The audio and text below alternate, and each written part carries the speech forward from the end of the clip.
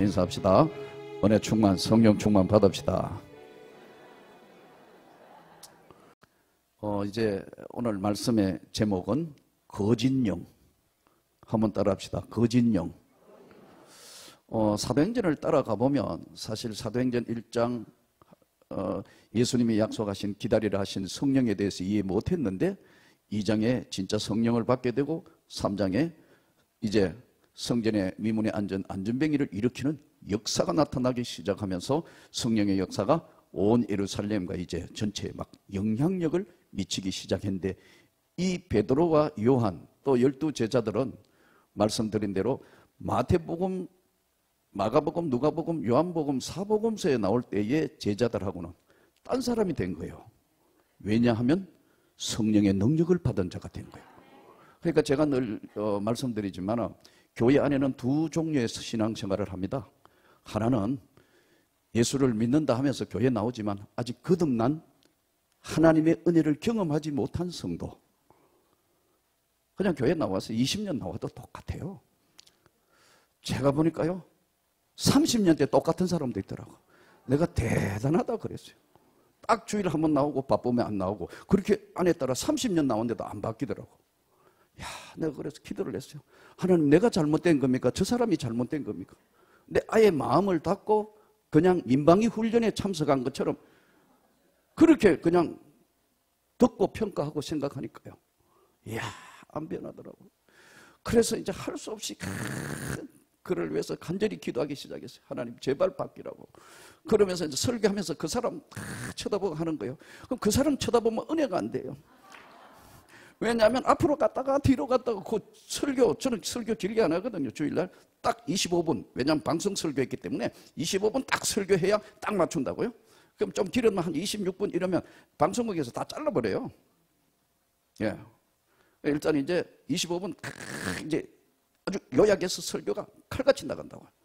자, 그런데 이 25분을 못 참아가지고 앞으로 갔다가 뒤로 지금 이제 그 사람 변하라고 그 사람 보고 설교하는데 이로 갔다가 저로 갔다가 나도 지금 정신이 하나 없는 거예요.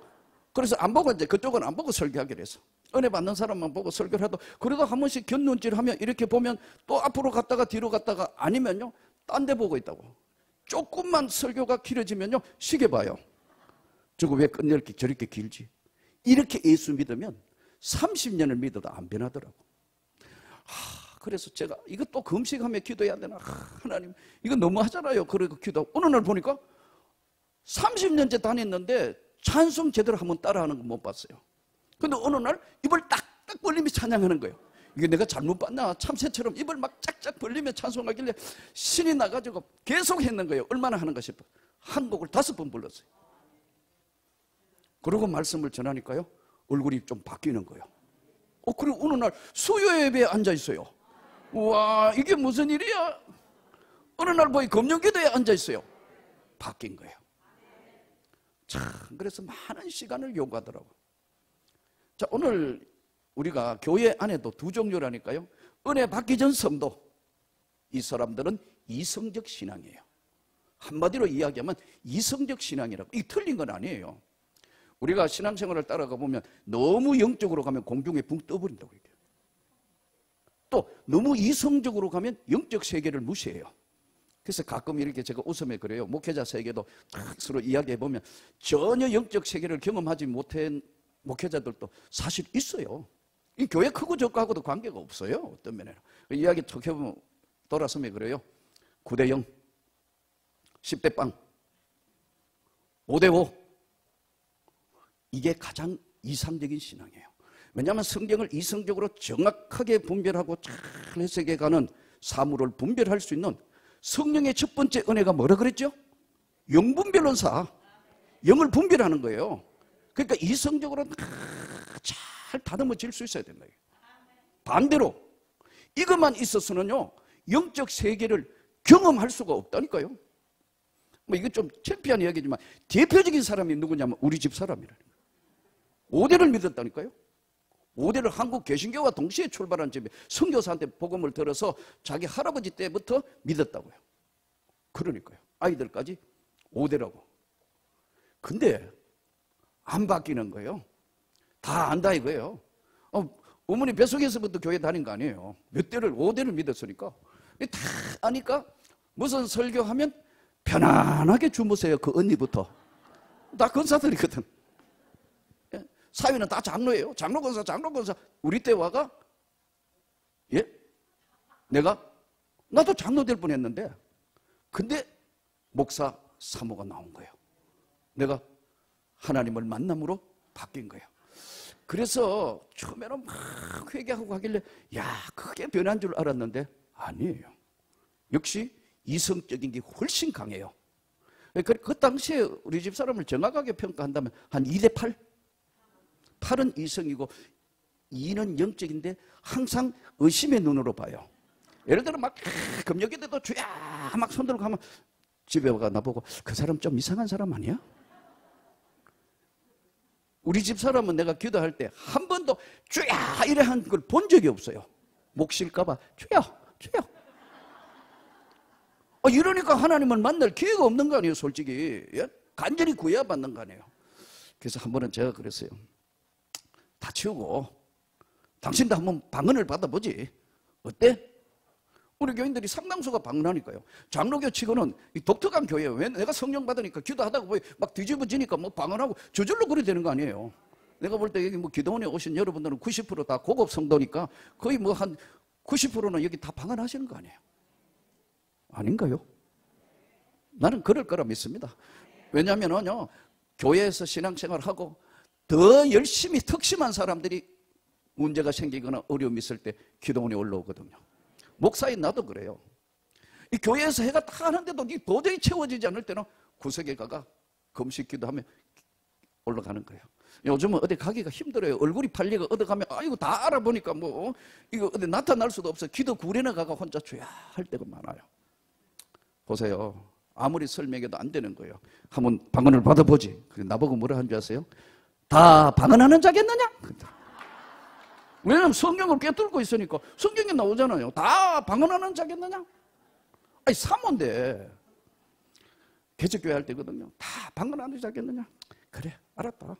자기는 장로교 목사 사모니까 웃기만 잘하면 된대요. 뭐 틀린 건 아닌 것 같아요. 자기한테 그런 거 강요하지 말아요. 시간이 흘렀어요. 근데 어느 날 테이프를 하나 보더니 원종수, 지금은 목사님이잖아요. 그때 아마 감리교니까 남자 권사가 서울대 이과대학을 뭐 1등으로 졸업하고 의사고시 1등으로 졸업한 사람이 아마 간증을 한 것 같아요.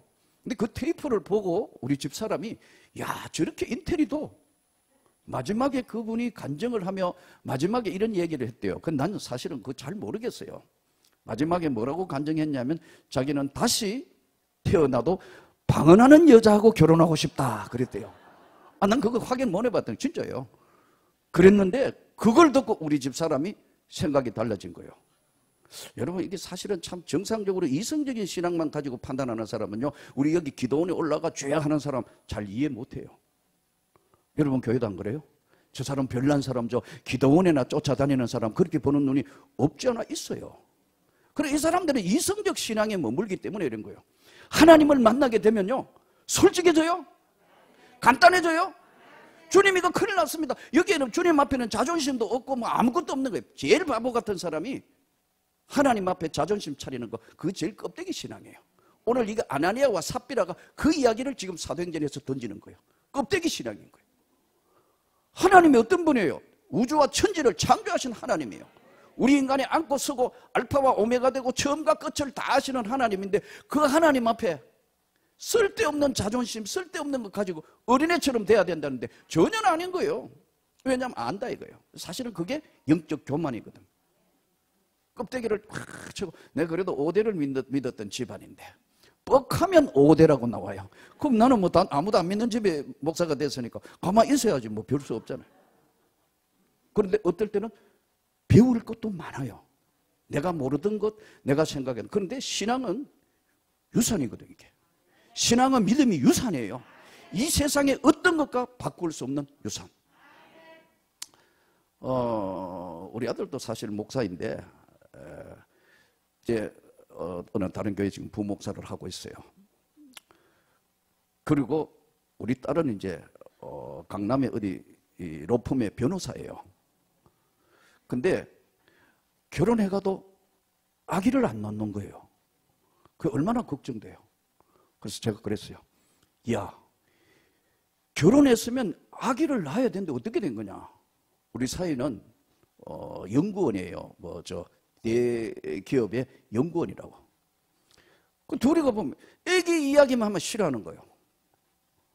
자꾸 그러면 압박을 하는데 인상각서가 잘 우리 집에도 안 와요. 그래서 그래, 때가 되면 놓겠지. 이것도 또 기도 제목이네.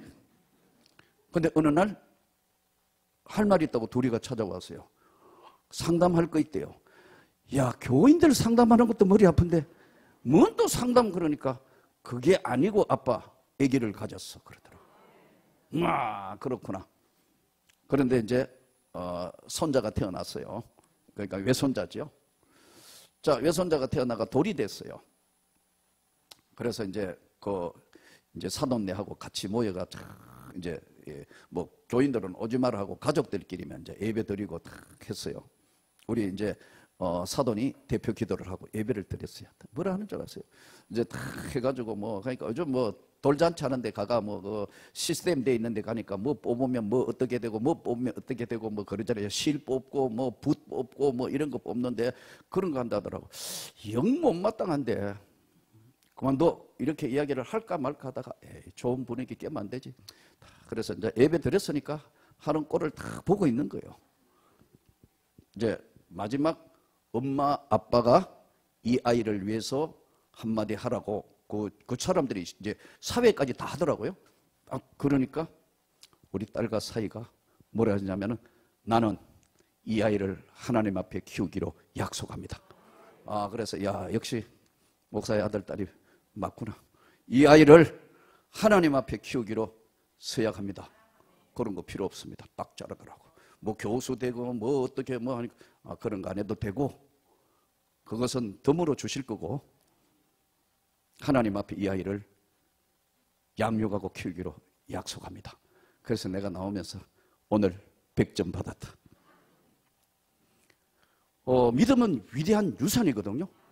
그러니까 사람들이 잘 모르는 게 눈에 보이는 아파트 넘겨주고 땅 넘겨주고 물론 세상 살면서 잘 살아야 되는 건 예수 믿으면 축복받는 게 맞습니다. 그러나 이것이 목적이 돼서는 안 된다는 거예요.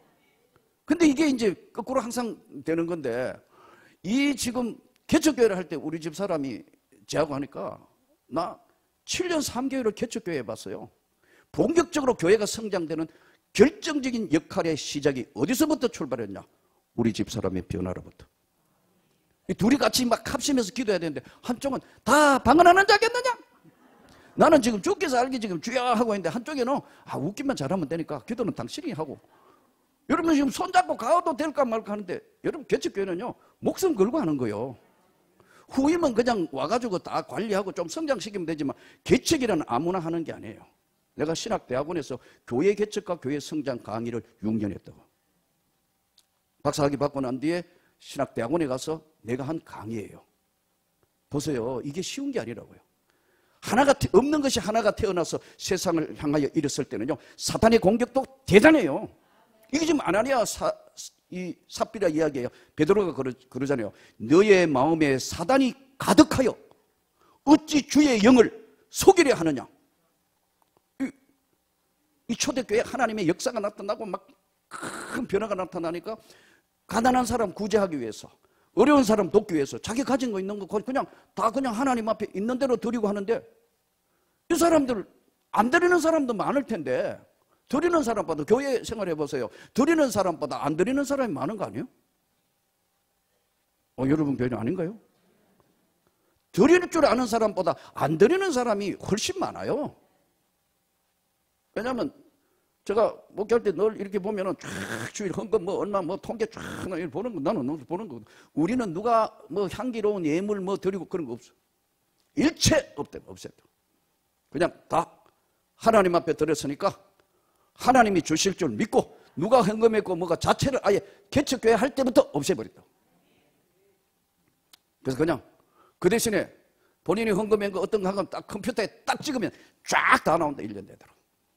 하나님 앞에 드린 거 여과 없이 다 나온다. 그러나 나와 재정부와 사무직원 외에는 아무도 모른다. 누가 얼마 헌금해놓고 그것도 하나님 앞에 드렸는데 그거 폼 잡고 하면 받은 상급을 땅에서 받고 하늘에는 없는 거예요. 이미 자기 상을 다 받았다고 성경이 기록되어 있고. 근데 우리가 이제 이게 자꾸 가다가 보니까 뭐 향기로운 예물 누구를 드렸다, 아 누구는 냈네 안 냈네, 이 사실은 성경적이지 않거든요. 근데 이 사람 아나니아와 삽비라 한번 보세요. 하나님 앞에 드리고 어떻게 됐어요? 드리고 죽어붙다니까. 안 내고 사는 게 낫지 아닌가요? 진짜 바보 같은 사람이에요. 드리고 죽어붙다니까. 근데 베드로가 뭐라고 하냐면 너의 마음에 사탄이 가득하여 하나님의 앞에 하나님의 영이 하나님을 속인 것으로 베드로는 정확하게 던져서 말하는 거예요. 그 둘이가 짜고 요만큼만 내놓고 다 낸 것처럼 속여서 드리니까 성경 그대로 사람에게 거짓말한 것이 아니요 하나님께로다. 그러면서 베드로가 이르되 너희가 어찌 함께 꾀하여 주의 영을 시험하려야 하느냐, 또 너를 메어 가니라. 무시무시한 말씀이에요. 자, 오늘 사탄도 우리가 성령 받고 은혜 받으면 사탄도 역사한다. 은혜 받지 못하고 아까 이야기 말씀드린 것처럼, 예? 은혜 받은 자와 은혜 받지 못한 자예요. 은혜 받지 않은 사람은 이미 시험 들어가 있어요. 더 들 게 없어요. 안 그래요? 이미 시험 들어가 있는데 뭐 이게 뭐 들 것도, 은혜 받으면 시험이 찾아온다니까요. 기가 막혀요. 그래서 아까 말씀드린 이 개척교회 하는데 이게 죽을 지기네. 뭣도 모르고 전도사로 신학대학원 입학하자 말자 아무도 오라는, 교육 전도사 오라는 데가 없어 방에서 교회를 개척했다고요. 애들 말 따라 장난이 아니에요. 수업 따라하고 그 공부 따라하고 집에 오면 방에서 했다니까요. 자, 이 어려운 시간을 해서 이제 어떻게 마루로 나오가 마루에서 이제 지하 개척교회 할 때 우리 집사람 보고 당신도 한번 방언을 받아보지. 다 방언하는 자겠느냐? 자, 이 어려운 문제인데 원정수 권사 테이프를 보고 나보고 어떻게 하면 방언 받느냐요. 자기가 나보고 안수하래요. 그러면 즉시 방언할 수 있을 것 같아요. No. 그대가 구해야 된다. 방언은 기도의 은사기 때문에 그대가 직접 구해야 된다. 그러니까 삐친 거예요. 이 사람은 내가 무슨 방언 배급자인 줄 아는 거예요. 손만 얹으면 막 교인들이 막 금요기도 할 때 손 얹고 막 이런 막 방언하고 막 이런 것들을 한 번씩 봤기 때문에, 예? 다 방언하는 자겠느냐 하다가 자기가 받으려 하니 안 한다 하고 기도해라 하니. 그때 지금 뭐 성도들이 많으니까 기도원에 다 올라올 수도 없고 지금 사순절 기도회 하고 이렇기 때문에 특별 기도회 아니면 아마 우리 성도들 때 여기 많이 왔을 거예요. 오늘 오는 날이니까 이제 월요일 화요일 하면 뭐 버스로 오고 늘 그랬는데 지금 뭐 특별 기도회 한다고 사순절 뭐 기도회 한다고 지금 오늘 못 온다더라고. 그러냐? 또 다 올라오면 내가 밥을 사주니까. 네, 너무 감사하다고 올라온 사람. 왜냐? 그 많은 사람 다 오는 거고 아주 극히 일부분 진짜 용사만 오는 거 아니에요. 기도를 아는 사람, 기도의 맛을 아는 사람, 은혜를 아는 사람만 기도원에 올라오는 거 아니에요. 근데 이제 개척교회들은 몇 명 안 되니까, 예? 이제 몽땅 내리고 이제 기도원에 가고 산간산에 올라가가 주여도 하고 막 어쨌든 이성적인 신앙을 영적 신앙으로 바꾸기 위한 몸부림인데 제일 중요한 건 우리 집 사람이 안 바뀌니까. 그 어느 날 이제 드디어 기도원에 올라가가 같이 이제 막 기도하고 하는데 우리 집 사람 폼을 보니까 막 답답한 것 같아요. 그래서 막 보통 때 아무리 기도해도 주야 이렇게 안 한다고 하니까요. 목이 쉴까 봐. 그리고 그런 것은 좀 이상한 사람들, 다혈질들이나 주의한대. 여러분, 우리가 성령 받고 은혜 받을 때 주여 주여 이러는 사람이 있냐고. 없잖아요. 주여 막 몸부림 하다가 은혜를 받는 거 아니에요. 그래서 이제 다 같이 기도합시다. 애가 막 기도하는데 전전 다른 일이 벌어진 거예요. 이렇게 기도해 하는데 앞으로 줄줄줄 나오더니 내가 그때 이제 강사할 때였거든요. 나오더니 이러는 거예요. 그러니까 온 교인이 기도 안 하고 지금 무슨 일인가 싶어. 막 주여 하더니 땅바닥을 치면서 하나님, 오대를 믿는 집안의 여자인 내가 잘못됐으면 용서하시고 나에게도 은혜를 주세요. 막 우는데 은혜를 주세요 하는데 혀가 막 말리는 거예요. 이야, 드디어 성령이 방언의 능력으로 오는구나. 이걸 딱 보니 이때 내려가가 기도 안 하면 평생에 지금 내가 노후가 문제가 되는구나. 내려가가지고 탁 머리에 손 얹고 주여 믿습니다 하니까 와라라라라라라라 막 방언이 터진 거야. 얼마나 요란하게 터졌는지 짜장면집이 다 부서지는 거야. 와 잘라 자자자자 막 와 잘라 잘라. 그날은 우리 집사람 원맨쇼로 끝난 거야. 기도회가 안 되는 거예요. 그래가 부목사 보고 하라 하고 데리고 이제 그냥 부교육자 보고 데리고 하고 그냥 집에 왔다니까요. 집에 차 몰고 오는데 내 뒤에서 뒤통수를 향해서 와 잘라 자자자자 막 이거 절제가 안 되네. 기도원에서 집에 갈 사태까지 갈 동안 계속 와 자자자자자. 그래가지고 집에 내리니까요. 나보고 뭐냐면요. 저녁을 좀 해래요. 자기는 지금 기도를 계속 해야 된다고. 이야, 은혜의 영적 세계의 맛을 알은 거예요. 이 사실 기도원은 영적인 맛을 아는 사람만 오는 거 아니에요. 은혜 받은 자만 오는 거 아니에요. 물론 그 중에는 아닌 사람도 여기 한두 명은 있겠지만 이 기도원까지 와가지고 설교도를 안 오고 산에 산책하는 사람도 있더라고. 이야, 참 대단한 사람들. 30년 안 변할 사람기로 작정한 사람들 있어요. 있다니까요. 억지로 끌려 들어가 앉아는 있지만 저게 뭔가 하는 사람, 이 세계는, 영의 세계는 받은 자만 아는 거예요. 믿음의 세계는 믿어야 세계가 열리는 거예요. 이걸 모르니까요. 모르니까 어쩔 수 없는 거죠. 아무리 설명해도. 막 계속해서 막 방언에 할 수 없이 이제 집에 내려놨는데 계속해서 나보고 방문을 잠그더니 지금 계속 해야 될 것 같다고. 안 하면 안 될 것 같으니까 계속 하고 밥도 하래요. 그래서 저녁을 내가 지었어요. 그러니까 저녁 해가 있는 거 뭐 김치하고 대창 해가 먹었는데 밥도 필요 없대요. 계속 하는데 보니까 밤 10시, 11시, 12시가 가까이 돼가는데 땀을 흘려가며 계속 방언하면서 막 기도하는 거예요. 이제 옆집에 붙어 있는데 시끄러워가지고 큰일 났어요. 그래서 옆집에 너무 늦으니까 여보 이제 내일 하고 오늘은 그만하고 해야 되니까 관계없어 왈랄랄랄랄랄라 온유한 거 없어져 버렸어요. 진짜예요. 그래가지고 아침에 새벽기도 갔는데 새벽기도 조용하게 기도한 사람이 온 교회가 지하교회가 떠나가도록 와자라자자자 혼자 또 시끄럽게 또 아니 집에 갔는데 안 오네. 아침 8시가 됐는데도 안 오네. 학교 가야 되는데 애들 보내야 되는데 주섬주섬 도시락 있는 거 챙겨가 애들 보내고 나요. 한 9시 가까이 되고 왔어요. 그럼 나한테 할 말이 있다더라. 뭐냐 하니까요. 자기는 지금부터 기도에 좀 전무해야 되겠다. 그러면 나는 뭐 법하는데 전무해야 되는 거예요. 거꾸로 돼서요. 이때부터 교회가 움직이는 거예요. 교회가 움직이기 시작합니다. 사랑하는 성도 여러분, 오늘 아나니아와 삽비라의 이 사건을 통해서 왜 감추었을까요? 여러분 이런 거 한번 생각해 봤나요? 왜 감추었나고? 헌금하고 죽을 건데 안 해도 되는데 안 하는 사람이 훨씬 많다니까요. 절대로 하나님을 속이면 안 된다.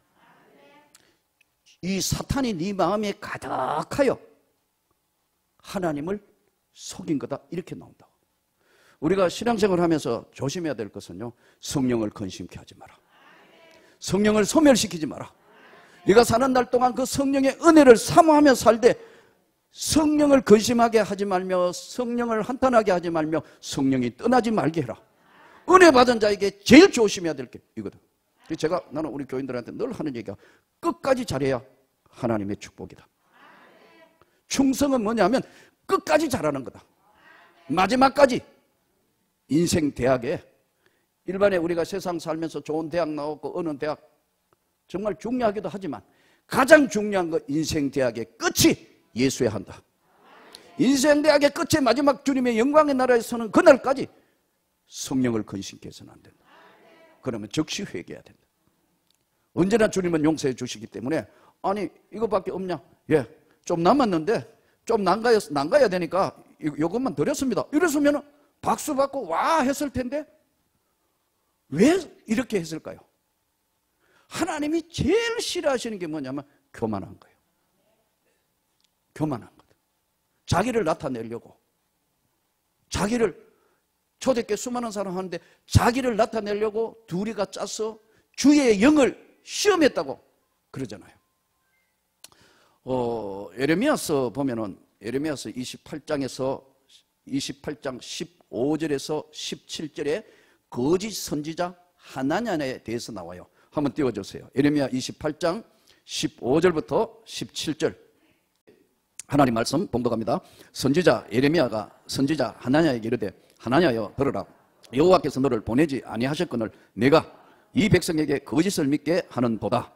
그러므로 여호와께서 이와 같이 말씀하시되 내가 너를 지면에서 제하리니 내가 여호와께 패역한 말을 하였음이라. 내가 금년에 죽으리라 하였더니. 무시무시한 말씀이요. 자, 17절 같이 읽습니다. 선지자 하나냐가 그의 7째 달에 죽었더라. 선지자, 이스라엘에도 선지자가 예레미야서에 보면 가짜 선지자가 나와요. 그 대표적인 사람이 하나냐라는 이야기를 다루고 있습니다. 그러면 이 하나냐가 어떠냐? 예레미야는 하나님의 진짜 성령의 역사로 하나님의 말씀을 받아서 대언해서 우리가 하나님 앞에 너무나 잘못했기 때문에 바벨론 포로로 끌려갈 거다. 그리고 바벨론 포로에 끌려가서 70년 뒤에는 다시 돌아오게 될 거다. 하나님의 말씀을 예레미야는 여과 없이 예루살렘에서 선포를 하는 거예요. 이때 예루살렘의 상황이 어떠냐면요, 바벨론이라는 신은 왕국이 중동의 최강자가 돼서 모든 나라를 공격하면서 전부 식민지화 만들기 위한 공격을 해요. 이때 힘이 없던 이스라엘은 이때 세 가지의 이제 정책적인 것을 내놓게 됩니다. 첫째는 투쟁론. 끝까지 싸워서 한 명이 남더라도 끝까지 싸우다가 죽자. 투쟁론. 두 번째는 항복하자. 그리고 조공 바치고 편안하게 살고 이렇게 해가지고 졌다고 항복하면 될 거 아니냐. 예? 이것을 투쟁론하고 두 번째 항복론. 그럼 편안은 죽이지는 않겠죠. 노예는 되겠지만. 투쟁론 다음에 항복하는 이것을 다른 말로 꾸며가지고 뭐라고 하냐면 평화론이라는 거예요. 지금도 세상 돌아가는 게 그런 거예요. 우크라이나 전쟁이니 지금 이러고 있는, 지금 우리 남북이 대치하고 있는, 전부 이런 거라니까요. 다시 이걸 되돌아볼 수 있는 좋은 시간이에요. 투쟁론, 화평론, 항복하면 된다. 서로 죽고 죽이고 할 거 없고 항복하면 되잖아. 예? 저 지금 중국이 보세요. 한수, 당송료, 원명청 이 역사가 바뀌는 때마다 우리나라를 침범 안 한 적이 없어요. 조공 갖다 바쳤다고. 중국이 한국을 만만하게 볼 수 없는 유일한 시대가 지금 시대예요. 왜냐하면 잘 살기 때문에. 중국 사람 돈벌이하러 조선족이나 이런 분들 같은 동포지만 중국보다는 살기가 좋으니까 한국에 오는 거 아니에요? 중앙아시아 같은 사람들이 다 못 살 때 갔던 사람, 정말 불쌍한 우리 동포잖아요? 오잖아요. 외국인들이 돈벌이로 한국에 온 역사는요, 역사 이래 지금밖에 없어요. 대한민국이 이만큼 잘 살도록 하나님이 축복을 하시다. 복음은 축복이에요. 어디로 가든지 복음이 있는 그곳에는 하나님의 축복도 함께 간 거예요. 선교사들이 이 땅에 와가 제일 첫 번째 한 기도가 뭔 줄 아세요? 하나님, 어둠에 앉은 이 땅에 주의 거룩한 빛을 비추소서.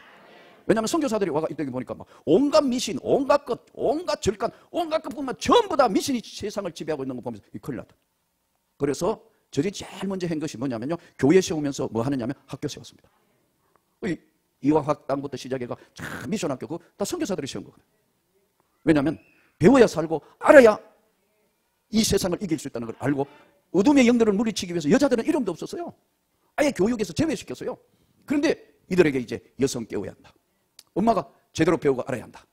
이 선교사들이 선각자적인 것을 가지고 새 시대를 여는 거예요. 복음이 축복이라니까요. 모르는 거예요. 그래서 하나님이 이 땅에 교회 세우고 학교 세우고 병원 세우고, 전주예수병원, 지금 연세대병원 세브란스 씨가 헌금을 기증해가 세운 게 지금 옛날에는 세브란스 병원이었는데 연세병원 아니에요. 곳곳에 세워진 바로 교회. 사실은 지금도 교회가 예수님 말씀대로 지금 한국에 여러 가지 기증하는 거, 돕는 거, 북한 동포 돕기부터 시작, 가난한 사람들 돕기, 어려운 거, 사실은 교회가요 70% 이상이에요. 이런 건 홍보를 안 해요.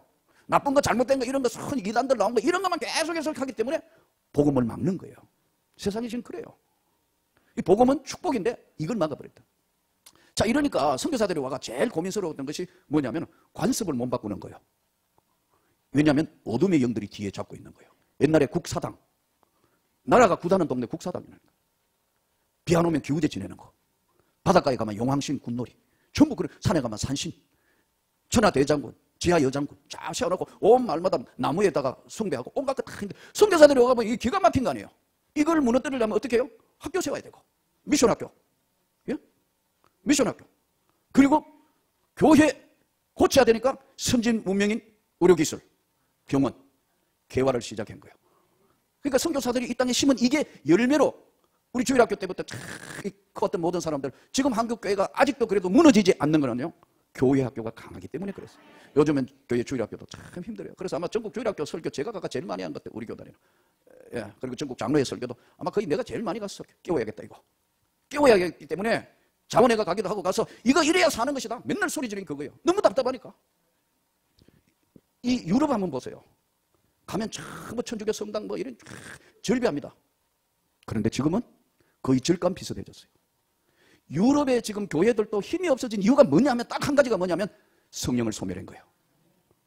그래서 유럽 집회, 미국 집회를 가거나 유럽 집회 가면 미국은 그래도 아직 청교도 후손들이 살아있는 교회들이 미국 중부 지역은 복음주의 교회들이 살아있기 때문에 그래도 미국이라는 저 나라가 버티는 거예요. 아직도 그래도 미국도 엉망진창으로 돌아가지만 그래도 그 안에 하나님을 간절히 사모하는 복음주의자들이 살아있다 이거예요. 그렇기 때문에 아직도 안 무너지는 거예요. 저렇게 뭐 많은 동성애를 위해서 애가 온갖 것 다 엉망진창으로 돌아가는 것 같아도 그 안에 하나님을 믿는 살아있는 백성이 있기 때문에 저거 아직도 버티고 있고 세계적으로 영향을 미치는 거예요. 유럽은 점점 성령을 소멸해서, 그래서 유럽 집회에 들어가려면요 꼭 하나님 앞에 간절히 매달려. 보통 유럽 집회를 들어가면요 유럽에 있는 한인교회 뭐 이렇게 해가지고 뭐 해가 모이가 할 때마다 간절히 기도. 진짜 간이 절리 들어. 집회 한번 하기 위해서는 3시간 엎드려 기도하고 올라갔다. 그래도 이게 어떤 거대한 회색 구름이 유럽을 엉그르고 있는 것 같아요. 사실 선교사들 중에도요, 뭐 멀리 아프리카 오지나 뭐 밀림지대를 가는 선교사들도 힘들지만 유럽 지역에 가 있는 선교사들 힘듭니다. 특히 일본 한번 보세요. 저거 어둠의 영들이 잡고 있기 때문에 그렇거든요. 이 어둠의 영들이 예수 이름으로 물러가기를 축복합니다. 이것은 성령의 충만함이 나타나면 반드시 어둠의 영들도 동시에 나타난다. 영적 거대한 싸움이에요. 우리가 할 것은 이 악한 영들과의 싸움이라. 하나님의 전신 갑주를 입으라. 이 영적 싸움을 하는데 이거 조금만 느슨하면요 틈새 타고 들어오면 공격을 해요. 그럴 때마다 야, 하나님의 성령의 역사가 결국은 이기게 하지만 이 성령의 역사는 내 것이 아니기 때문에 주님께 구해야 된다니까요. 조금만 그러면 하여튼 뭐 차고 돌아가지고 막 흔들어대고 막 조금만 방심하면요 여지없이 공격한다. 지금 아나니아와 삽비라 한번 보세요. 이거 왜 이러는 거예요? 왜 속여야 되는가? 바보 같은 사람이야. 내고 죽었다. 난 이거 이럴 때마다 이거 진짜 바보 같은 사람들이에요. 여러분 다시 말씀드립니다. 하나님 앞에는 언제나 맑고 깨끗하고 하나님 앞에는 쓸데없는 자존심이 필요가 없어요. 잘못했습니다. 하나님 용서하여 주십시오. 긍휼히 여겨 주십시오. 나 이것밖에 안 되는 거예요. 그러나 하나님 나를 불쌍히 여기라고 기도할 때, 예? 누가복음 18장에 그 과부와 재판관 이야기하면 밤낮으로 부르짖는데 들어주시지 아니하겠느냐. 근데 자기를 포장하는 거예요. 껍데기 또 하나 벗기면 또 하나 더 나와. 또 껍데기 벗기면 또 나와. 사람과 사람 사이에는 하도 이상한 사람들이 많으니까 그럴 수 있겠지만 하나님 앞에는 그래 하면 안 된다. 이것을 범함으로 가장 불행한 아나니아와 삽비라 사건이 사도행전에 기록된 거예요. 참 개척교회 하면서 아까 우리 집 사람이 변했어요. 하나님이 기회를 주시기 시작하는 거예요. 그래서 91년도에 목사 안수를 받았는데 2년 3년 지하교회 3년을 딱 해보니까 결론이 딱 나오더라고. 결론이 뭔지 아세요? 이대로 가면 평생 개척교회 한다. 줄지도 늘지도 안 하고 한 4, 50년 되는 개척교회 한다. 답이 딱 나오더라고. 그럼 어떻게 해야 되나? 내가 처음 은혜 받았을 때 하나님이 저에게 하신 말씀이 있어요. 그 말씀이 뭐냐 하니까요. 너는 앞으로 세상을 살 날이 많을 거다. 너 진짜 어려우면 나에게 구해라. 그럼 내가 도와주마. 내가 처음 은혜 받았을 때 하나님 말씀 받았을 때 그거였어요. 나는 그 당시에 성경을 그렇게 많이 읽었다 그랬잖아요. 그런데도 하나님 말씀을 던져주시면 자꾸 의심하니까 너 구약 성경 320페이지를 펴봐라. 내가 의심을 하니까 구약 성경 320페이지를 딱 피니까 여호수아 1장 1절부터 쫙 마음을 극히 강하게 하고 담대해라. 두려워하지 말면 놀라지 말라. 내가 너와 함께 하느니라. 여호수아 1장 9절에 가니까 정말 가슴이 터질 것 같더라. 그렇구나. 내가 깨닫지 못했구나. 그런데 현실이라는 건 지하개척교회 보니까 맨날 월세 줘야 되지. 보증금 4천만 원에 월세 60만 원 주고 있는데 맨날 뭐 마이너스 통장이지. 계속 그렇게 해야 되는데 이 길을 어떻게 넘어갈 수 있느냐. 답을 딱 하나님이 가만히 지내는 걸 생각해보니까 미리 답을 다 주시더라고. 네가 진짜 어려우면 나한테 기도해라. 그럼 내가 들어주마. 그렇구나. 기도해야 되는구나. 그래서 이제 기도원에 올라가 기도를 했어요. 하나님 긍휼히 여겨주십시오. 금식 기도하라. 하나님 빨리 들어주시고 흉악한 결박을 끊어주시가지고 응답해 주시라고 금식 기도 갔는데 기도가 안 되는 거예요. 이 기도가 잘 나갈 때가 있는데, 영 기도가, 왜냐하면 복잡한 문제들이 하도 많으니까, 기도하러 올라왔는데 금식은 하고 있는데 금식 기도가 아니고 금식하고 있는 거예요. 기도 응답은 안 되고 배는 고프고 뭐 이틀 지냈는데 꼬락꼬락 위에서 소리만 나고 물만 마시고 있으니까 참 이 기도가 안 되더라고. 에라 모르겠다. 기도가 안 되니까 뭐 엎드려 있어봤자 그렇고 해서, 예? 괜히 이제 그 기도원 앉아가 저 그 식당이 보이는데 해필 이제 그 이래 앉아가 보니까 뭐 그때가 5월 달인데 막 식사하고 막 아마 각 기간별로 온 것 같아요. 막 밥 먹고 이빨을 이렇게 막 이러면 나오는데, 내가 가만히 쳐다보면서 이틀간 금식해가, 이게 금식도 은혜가 넘칠 때는 이게 뭐 일주일씩 금식해도 아무렇지도 안 하고 생활할 정도로 기도 제목이 많았으니까요. 개척교회 다 그렇지 않습니까? 그런데 이틀도 힘드는 데가 해필 여러분 시험들로 하니까 꼭 그런 거예요. 괜히 식당 앞에 가가 식당 쳐다보고 앉아. 그러니까 사람들이 막, 근데 해필 그날 된장찌개를 끓였는데 냄새가 그냥 코를 찌르는데 가만히 쳐다보고 있는데 갑자기 눈물이 팍 솟아. 나 지금 뭐 하고 있지? 내가 여기서 뭐 하고 있는 거야? 근데 갑자기 내가 내 자신을 생각하니까 내 자신이 너무 불쌍한 거예요. 평생 개척교회 할 것 같고, 여러분 개척교회 하면 또 교인들이, 여러분 큰 교회는 다 신앙이 좋은 사람들이 다 포진해 있지만 개척교회는 다 병등량이 오잖아요. 예? 참 근데 골고루 하여튼 뭐 말로 할 수 없나, 하여튼, 예? 조집사는 졸고 있고, 고집사는 고집 피우고, 박집사는 바가지 끌고, 허집사는 헛소리하고 뭐 그렇다더니 똑같아요. 왜 동문이에요. 뭐. 김집사는 김 빠진 소리 한다. 누가 그러더라고. 그러니까 막 다 지금 불안한 양들인데, 예? 단 내가 가르쳤던 제자들은, 청년으로 온 애들은요, 목사님 내 말에 무조건 순종하는 거예요. 그 중에 하나가 사법고시 시험을 치는데 왔어요. 목사님, 저 사법고시 시험 치는데 나를 위해 기도해 주세요. 1차 시험은 됐고 2차 시험을 앞두고 있는데 저를 위해서 기도해 주세요. 그래? 어떻게 기도할까? 이야, 대단한 거 있죠. 수만 명 시험 치는데 한 명이 돼도 내가 돼야 된대. 그래 기도하래요. 그는 나의 제자고, 중학교 때 내가 같이 예배 드리면서 학교 구임회가 이렇게 해서 걔가 예배 반장을 했어요. 이제 동아리 모임, 학교 동아리 모임. 그래서 넌 앞으로 커서 뭐 할래? 물었더니 자기는 앞으로 커서 법관이 된대요. 검사가 되겠다는 거예요. 그래?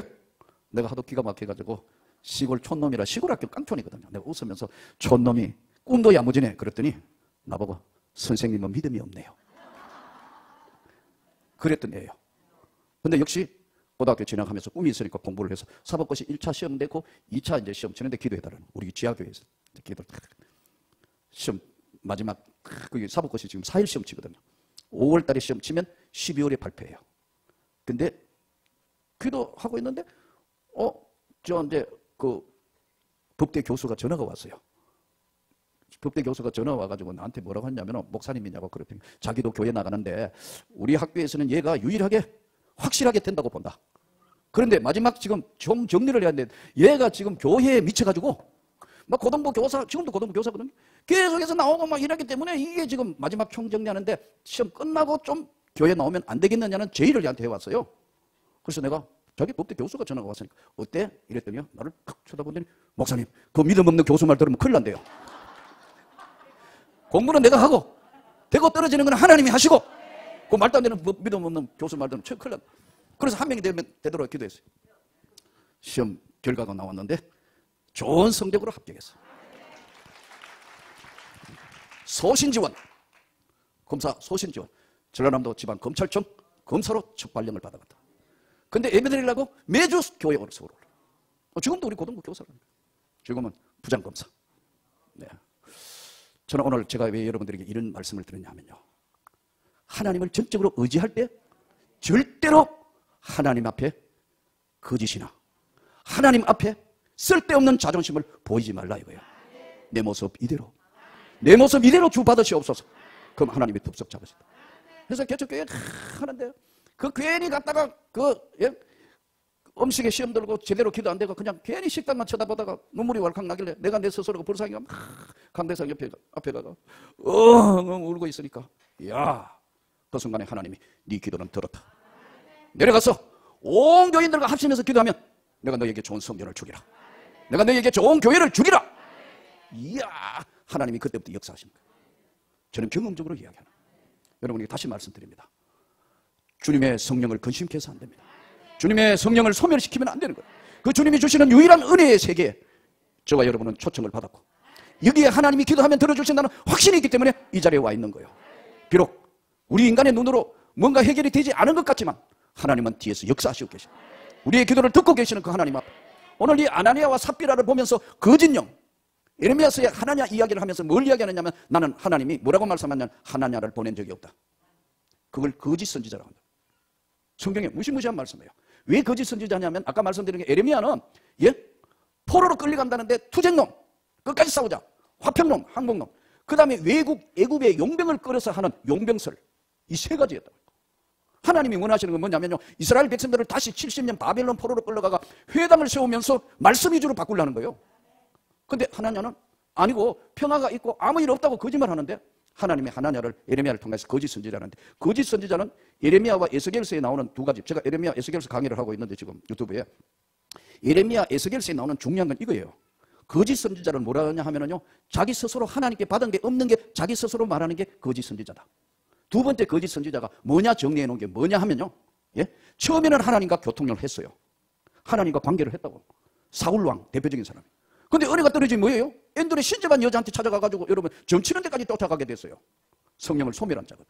그러니까 첫 번째는 처음부터 관계 없거나 하나님하고 아무 관계 없이 자기만 하는 게 하나님 이름을 끌어들여 거짓말 하는 거고 두 번째는 뭐냐 하니까 처음에는 하나님과 교통했다고요. 하나님 말씀도 듣고 하나님 말씀 믿고 순종하다가 하나님과 교통이 끊어지고 자기 마음대로 나가는 것을 거짓 선지자로 던졌다. 무슨 말씀이 이해가 되죠? 성령을 소멸하면 이렇게 돼요. 저는 노예나 총회에 관계하는 자들 많이 봤습니다. 총회나 노예 안에 훌륭한 목회자도 많아요.